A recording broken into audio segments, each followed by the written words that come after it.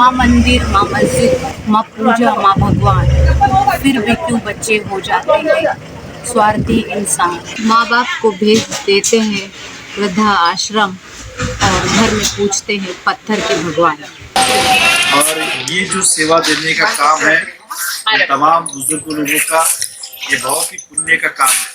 कहते हैं कि जो माता पिता की सेवा करता है वो ऊपर वाले की सेवा करता है। ये माना जाता है कि अगर दोनों अगर खड़े हैं, ऊपर वाला और माँ बाप, तो पहले किसके पैर पड़े तो कहते हैं कि माँ बाप। और आप सभी लोग माँ बाप रूपी हैं और इनकी सेवा करना अपने आप में एक बहुत ही नसीब का काम है।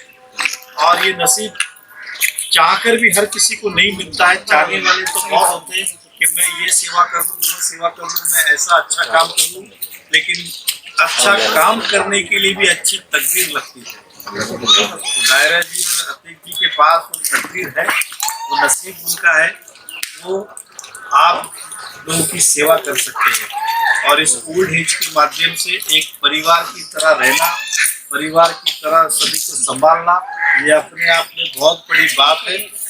जिस दौर में हम आज माया नगरी में रहते हैं, जो बच्चे होते हैं वो माँ बाप की सेवा करना छोड़ देते हैं, लेकिन आज भी कायनात ट्रस्ट के सभी कार्यकर्ता, पदाधिकारियों के सभी टीम मेंबर का मैं दिल से धन्यवाद करता हूँ।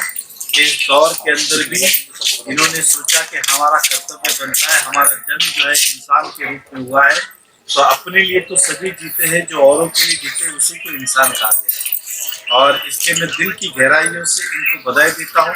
इस अवसर पे आज हमारे नगर सेवक नरेश पाटिल जी, नगर सेवक अमजद जी, हमारे मुन्ना जी, नूरिया जी, राजू भाई, ये सभी लोग हम इनका उत्साह बढ़ाने आए, प्रोत्साहन बढ़ाने आए कि आप अच्छा काम करिए। कायनात ओल्ड एज होम से यहाँ के पूर्व विधायक जो नरेंद्र मेहता हैं वो पहले से ही जुड़े हुए हैं। मैं आती जाती रहती हूँ और पता ही चलता रहता है।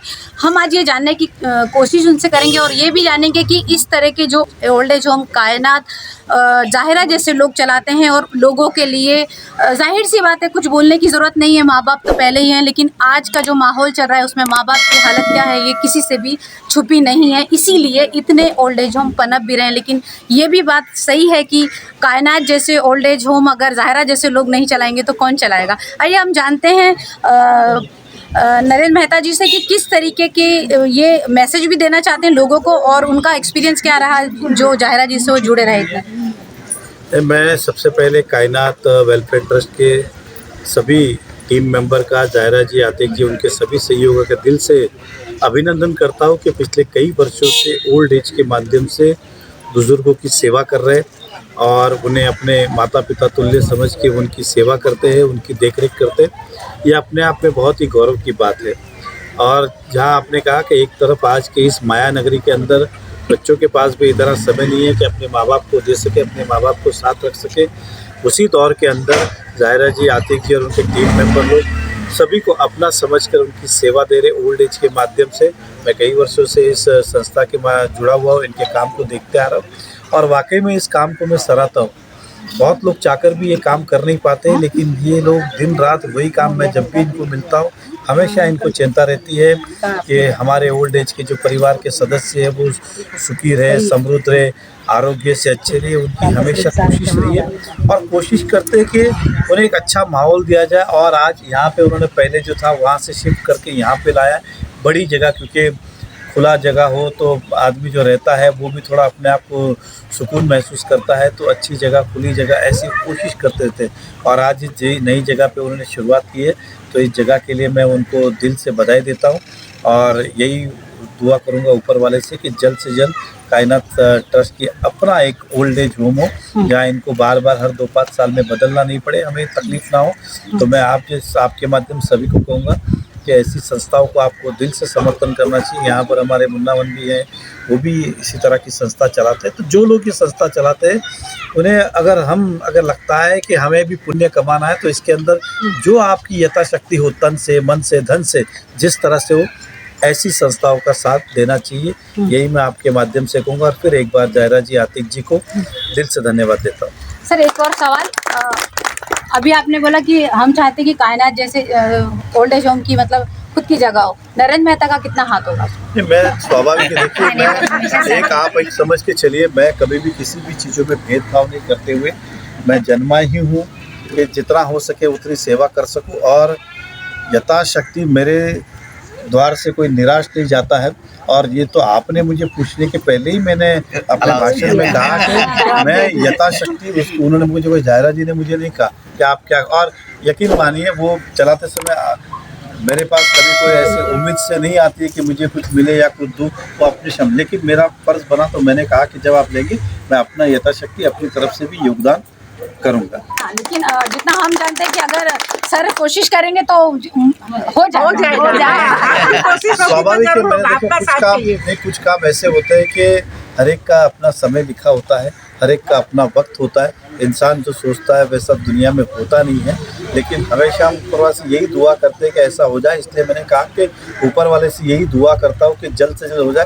कराने वाला तो वो है, हम सब तो निमित्त है। तो मैं यही चाहूँगा कि जल्द से जल्द ये सब कार्य हो और हम उसके अंदर निमित्त बने। धन्यवाद।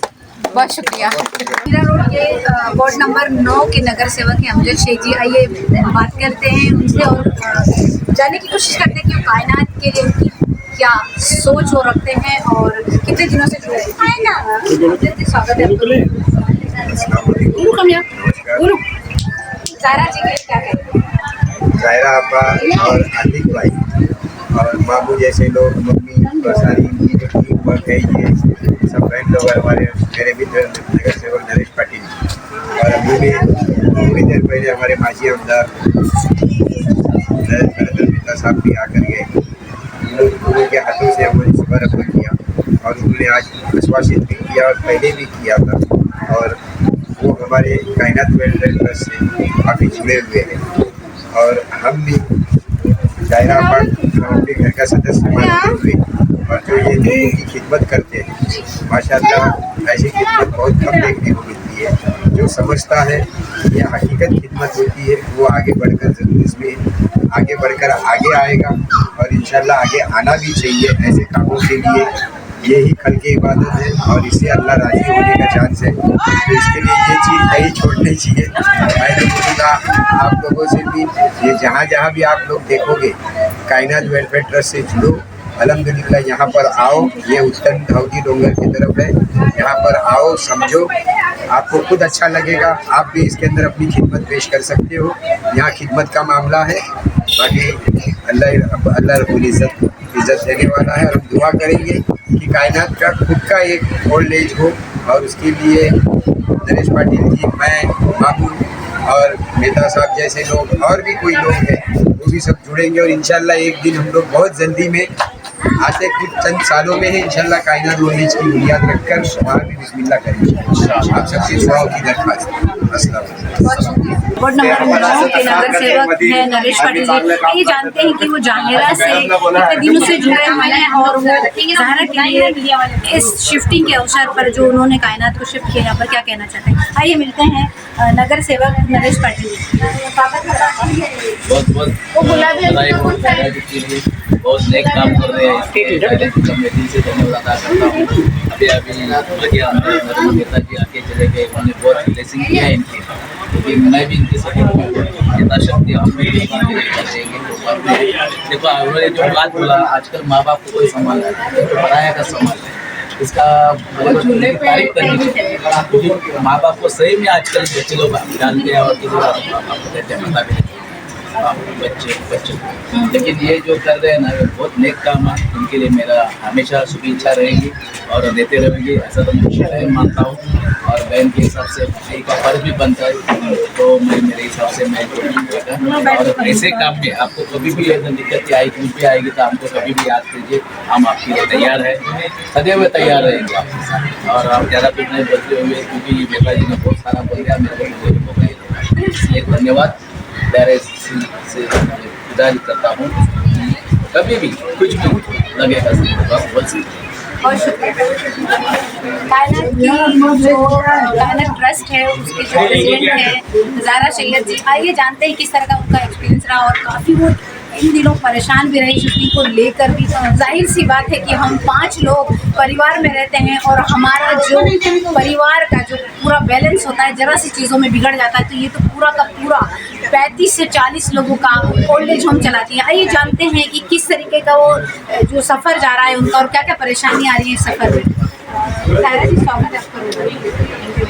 आपकी टाइम निकाल कर आने के लिए जिस तरीके से मैम ने बताया, मेहता जी ने बताया, हमारे नरेश भाई ने बताया, इसमें हम जद्दोजहद कर ही रहे हैं। कहीं ना कहीं इन लोगों के साथ साथ में मेरे साथ में काफ़ी ऐसी मेरी टीम है जो बिना मतलब के बिना अपने फ़ायदे के सब मुझे जो कोऑपरेट करते हैं, उन्हीं के सहयोग से मैं इस बल पे मैं सब कुछ कर पा रही हूँ।